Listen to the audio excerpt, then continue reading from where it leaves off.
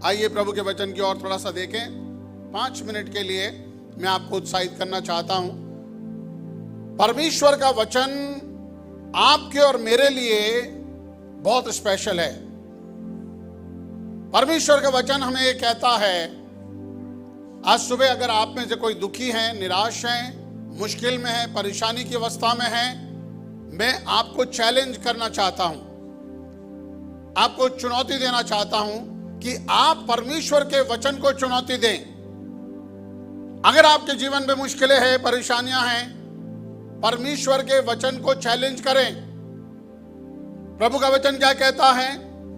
उसने कहा, सुलेमान से कहा कि मैंने तेरी प्रार्थना को सुन लिया है, मैंने तेरी प्रार्थना को कबूल किया है, मैंने भवन को यज्ञ के भवन के लिए पवित्र करके अपना लिया है, और जो कुछ भी तूने इस भवन के बारे में बोला मैं वैसा ही करूंगा। वरन परमेश्वर ने पहले से कुछ बातें बोली और उसने कहा, अगर मैं तुम लोगों के कामों से नाराज होकर, मैं तुम लोग जो मेरी आज्ञाओं का पालन करने की आज्ञा मैं तुम्हें दे रहा हूं, यदि तुम उससे फिर जाओ, उसके अनुसार ना करो, तो मैं तुम्हारे लिए क्या करूंगा कि मैं अगर आकाश को ऐसा बंद करूं,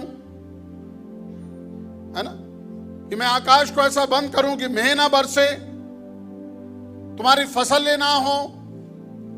बहुत सारी समस्याओं के बारे में बोलता है।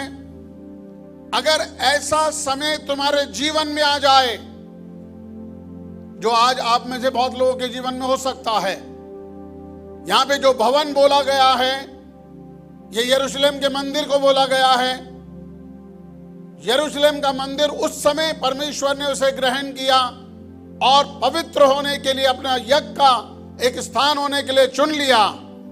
लेकिन नए नियम में आप परमेश्वर का मंदिर हो, आप परमेश्वर का पवित्र स्थान हो, आपके अंदर निवास करने के लिए उसने चुना है। और वो कहता है कि यदि ये भवन जो मैंने अपनी महिमा के लिए चुन लिया है, और मेरे लोग अगर उल्टा सीधा काम करें और मैं उनको दंड देकर आकाश को बंद कर दूं, समस्याएं उनके जीवन में भेजूं, समाधान क्या है? आज मैं आपको समाधान बताना चाह रहा हूं। अगर आपके जीवन में आपसे गलतियां हुई हैं, अनजाने में या जानकर, अगर आपके जीवन में बहुत बुरी स्थिति है, निराशा है, चारों ओर के दरवाजे आपके लिए बंद हो गए, आप एक ही जगह बंद कर रह गए और मालूम नहीं अगला कदम मैं कहां की ओर बढ़ाऊं, परमेश्वर आज सुबह आपको समाधान देता है। क्या कहता है? ऐसी परिस्थिति में, ऐसी कठिन परिस्थिति में, ऐसी मुश्किल घड़ी में, 14 वचन में लिखा है, तब यदि मेरी प्रजा के लोग जो मेरे नाम के कहलाते हैं।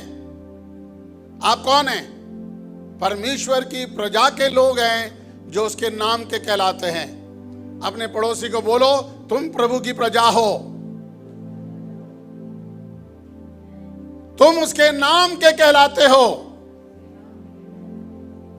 और क्या लिखा है कि मेरी प्रजा के लोग जो मेरे नाम के कहलाते हैं, यदि दीन होकर, पहली शर्त क्या है? आपके जीवन की परिस्थितियों को पलटने की पहली शर्त क्या है? दीन हो जाना, नम्र हो जाना। नम्र होने का मतलब क्या है? अपनी गलती को स्वीकार करना, परमेश्वर के पास आकर कहना, मुझसे गलती हुई है। Number 1 step. नंबर 2 क्या लिखा है? दीन होकर प्रार्थना करें। नंबर 2 स्टेप क्या है? प्रार्थना। नंबर 3 क्या लिखा है? मेरे दर्शन के खोजी होकर। चौथी बात, अपनी बुरी चाल से फिरे। हालेलुया। तब मैं स्वर्ग से उनकी सुनकर उनके पाप क्षमा करूंगा और उनके देश को ज्यों का त्यों कर दूंगा। परमेश्वर वादा करता है कि तुम्हारी परिस्थितियों को पहले के समान कर देगा, पहले के समान कर देगा। कब? जब आप नम्र हो जाएंगे। आपको मालूम है, जब भी हमारे जीवन के अंदर स्थितियां खराब होती हैं, सबसे पहले हमारे जीवन के अंदर जो चीज आती है वो क्या है? हठीलापन। यहां लिखा अगर वो नम्र हो जाए, लेकिन हम नम्र होने की जगह क्या हो जाते हैं? हठीले हो जाते हैं। कोई हमको समझाता, भाई थोड़ा मानो यार, प्रभु थोड़ा नम्र हो जाओ। हाँ मैं नम्र हूं, तुम्हारी मर्जी है, जो बोलते रहो। बोलो भाई तुम्हारे जीवन में इतनी, अरे आने दो, इससे भी ज्यादा मुश्किलें आने दो। आज मैं आपको कह रहा हूं, आप ऐसे ना होना।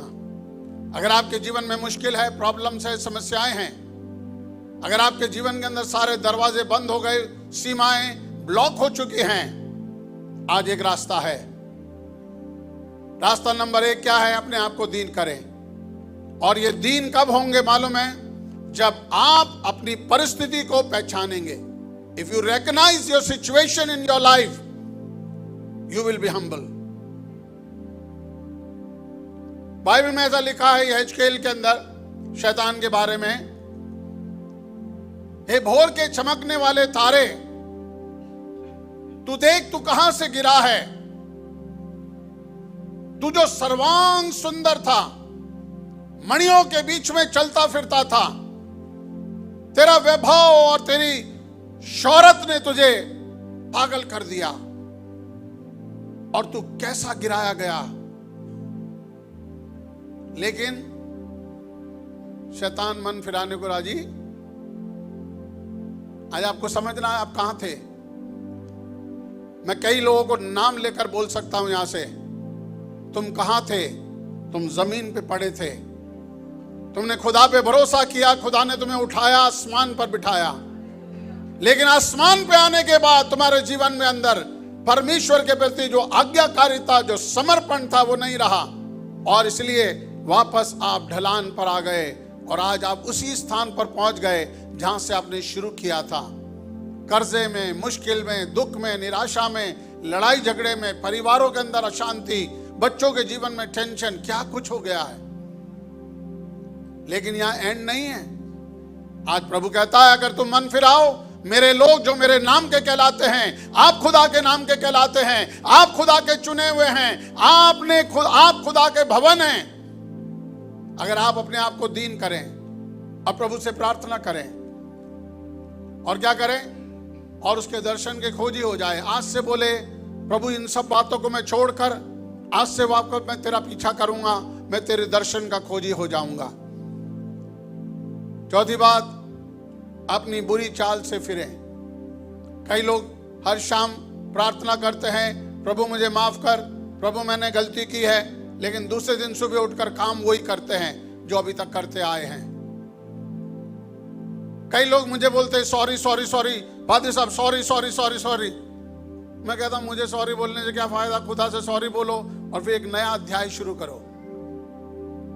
नया अध्याय शुरू करो, जहां से गिरे थे वहीं पहुंच जाओ। वापस जाके कहो मैं यही करूंगा। कई लोगों की नौकरियां चली गई, कई लोगों के बिजनेस खत्म हो गए, केवल एक अड़ियलपन से। आज सुबह मैं आपको कह रहा हूं, परमेश्वर हमें समाधान दे रहा है, परमेश्वर हमसे प्यार करता है। पूरे वचन को मैं प्रचार करने का मेरे पास टाइम नहीं है, लेकिन क्या लिखा है? परमेश्वर कह रहा है मैंने तेरी प्रार्थना सुनकर इस भवन को जो मेरे नाम का कहलाता है, मैंने पवित्र होकर इसको यज्ञ के भवन के रूप में अपनाया है। लेकिन जो आज्ञाएं मैंने तुम्हें दी हैं, यदि तुम उसको ना मानो, यदि तुम मेरी बात ना मानकर फिरो और पराये देवताओं के पीछे घूमते फिरो, अपनी मर्जी से अपना काम करो, तो मैं क्या करूंगा? मैं इस भवन को खंडर कर दूंगा। ये भवन एक उपमा बन जाएगा। बोलेंगे अरे इतने ELF में इतने सारे लोग आते थे, कहां गए वो लोग? मेरे मित्रों, मैं फिर आपको कह रहा हूं, परमेश्वर आपको प्रॉमिस करता है on the basis of his conditions. उसने कहा, सुलेमान से कहा, अगर तू अपने पिता के समान मेरी बातों को माने, मेरी आज्ञाओं को माने, मेरी विधियों के अनुसार चले, तो मैं तेरी राजगद्दी को हमेशा के लिए बनाए रखूंगा। मेरे लोग जिनको मैं छुड़ा कर लेकर आया, जंगल में से लाया, एक प्रतिज्ञा के देश में पहुंचाया, यदि वो मेरी बात नहीं माने तो मैं उनको उस देश से उखाड़ कर फेंक दूंगा, मैं इस भवन को बर्बाद कर दूंगा। और आज की हालत में क्या है? यरूशलेम का मंदिर बर्बादी की स्थिति में है। और हो सकता है कि वो आपका जीवन भी हो सकता है वैसे ही, जैसे यरूशलेम का मंदिर अभी है। आपको मालूम है आज यरूशलेम के मंदिर में क्या हो रहा है?